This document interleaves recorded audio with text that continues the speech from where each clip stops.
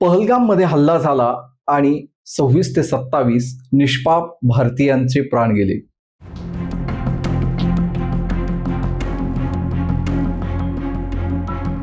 त्यानंतर भारतानं शांतपणे जवळपास 12 ते 15 दिवस विचार करून 15व्या दिवशी ऑपरेशन सिंदूर केलं. ऑपरेशन सिंदूर झाल्यानंतर भारतीय माध्यमांमधून कालच्या रात्री म्हणजे 8 मेच्या रात्री ज्या पद्धतीनं रिपोर्टिंग झालं, वार्तांकन झालं, त्याबद्दल सगळ्या जगातून या मीडियाची सध्या जग हसाई होतीये. सगळं जग या मीडियावरती हसायला लागलंय, कारण ज्या पद्धतीनं बातम्या झाल्या त्या कोणत्याही निकषाला धरून, कोणत्याही पत्रकारितेच्या तत्वाला धरून नसल्याचं म्हटलं जाऊ लागलं.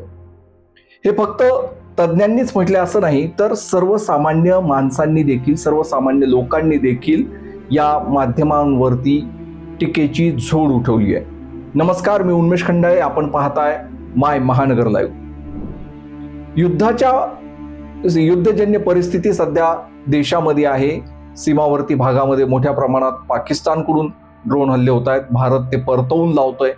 गुरुवारी रात्री ज्या पद्धतीनं पाकिस्तान चवताळून उठलं, जे बिथरलेलं आहे पाकिस्तान, आणि त्यामुळं भारतानं देखील त्याला सडेतोड प्रत्युत्तर दिलं. मात्र हे सीमेवरती हे युद्ध सुरू असताना भारतीय माध्यमांमध्ये, विशेषतः हिंदी माध्यमांमध्ये एक वेगळंच युद्ध सुरू झालेलं होतं, आणि ते म्हणजे अतिशोक्तीचं युद्ध.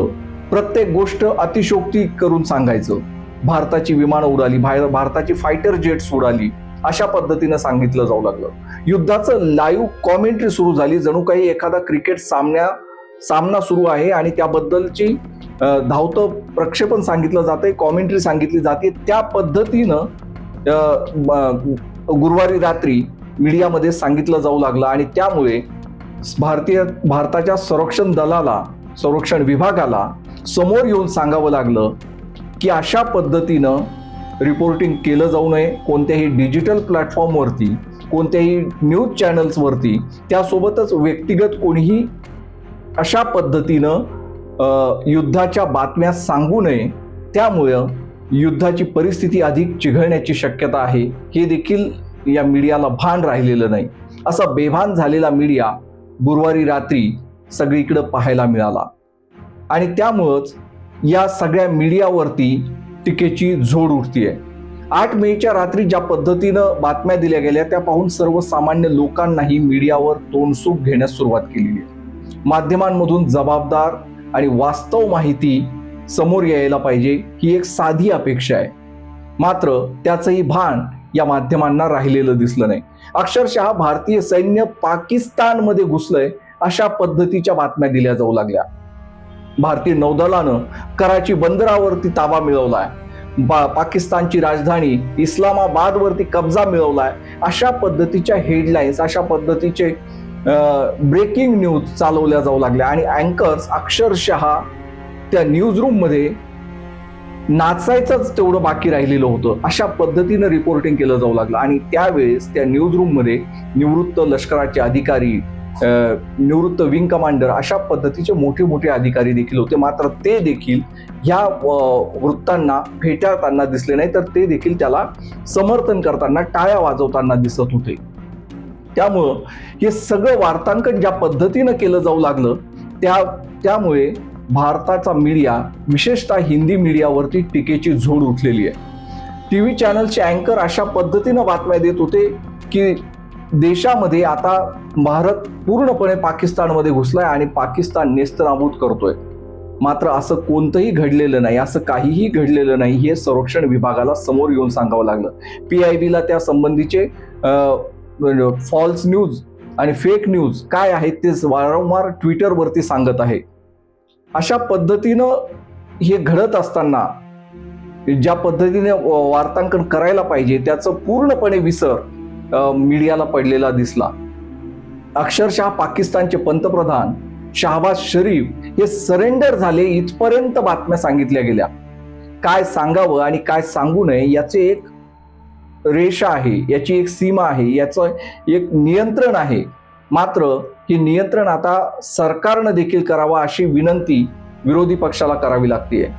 संजय राऊत यांनी याबद्दल सांगितलं की अशा पद्धतीचं वार्तांकन आम्ही आजपर्यंत पाहिलेलं नाही. 1971चं युद्ध आम्ही पाहिलं, कारगिलचं युद्ध पाहिलेलं आहे आणि त्या संबंधीच्या बातम्या देखील पाहिलेल्या आहेत, त्या संबंधीचं वार्तांकन देखील पाहिलंय.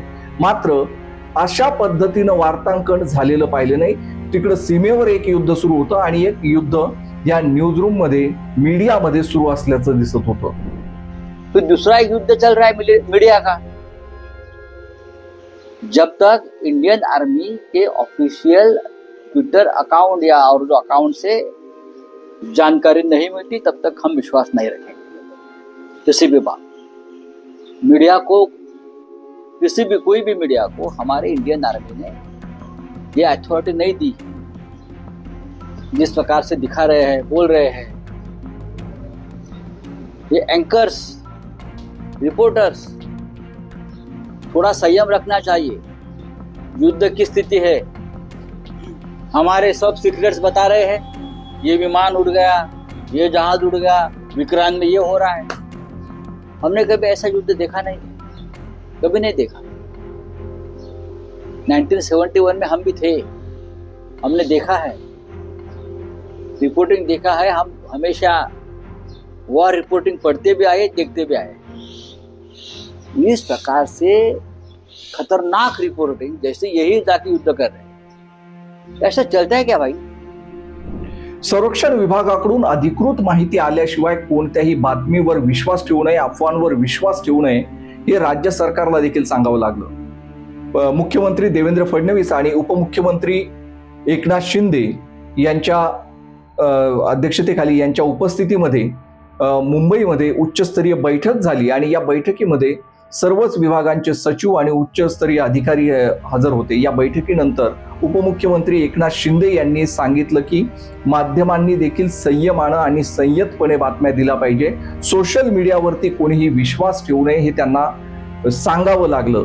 ही सांगण्याची वेळ या माध्यमांवरती का आली हे देखील त्यांनी विचार करण्याची गरज आहे. आणि त्याचबरोबर असंही ठरलं की काही खोट्या बातम्या सोशल मीडियाच्या माध्यमातून काही खोट्या बातम्या पसरवल्या जातात, त्याच्यावर देखील तो खरा म्हणजे गंभीर गुन्हा आहे आणि त्याच्यावर देखील कडक कारवाई झाली पाहिजे, अशा प्रकारचा देखील निर्णय झालेला आहे.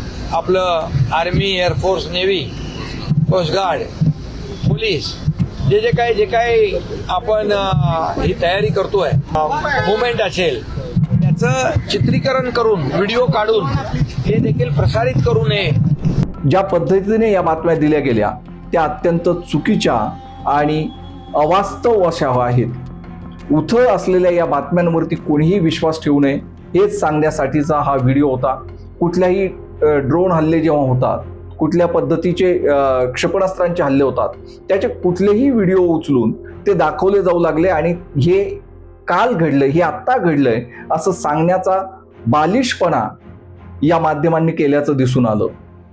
मात्र असं काहीही घडलेलं नाही हे वारंवार संरक्षण विभागाला आणि PIBला सांगावं लागतंय. ही सांगण्याची वेळ पुन्हा माध्यमांनी येऊ देऊ नये आणि सर्वसामान्यांनी देखील अशा माध्यमांच्या बातम्यांवरती विश्वास ठेवू नये हेच सांगण्यासाठीचा हा व्हिडिओ होता. तुम्ही नेमकं कोणत्या बातम्या फॉलो करता, तुम्ही युद्धाच्या बातम्या जाणून घेण्यासाठी नेमकं काय वाचता, काय फॉलो करता, काय पाहता हे देखील तुम्ही सांगा. या कमेंट बॉक्समध्ये तुम्ही याबद्दलची माहिती देऊ शकता. आणि अशाच पद्धतीचे बातम्या सध्या माय महानगर लाईव्हवरती आहेत. सगळ्या बाजूनं त्या बातमीची पाहणी केल्यानंतर, सगळ्या बाजू तपासल्यानंतर नेमकं वास्तव काय आहे आणि नेमकं काय सांगायचं आहे तेवढंच माय महानगर लाईव्ह कडून सांगितलं जातंय. त्यामुळं तुम्ही माय महानगर लाईव्हला जर अजून सबस्क्राईब केलं नसेल तर सबस्क्राईब करा, फेसबुकवरती फॉलो करा आणि हा व्हिडिओ तुम्हाला कसा वाटला हे देखील सांगायला विसरू नका.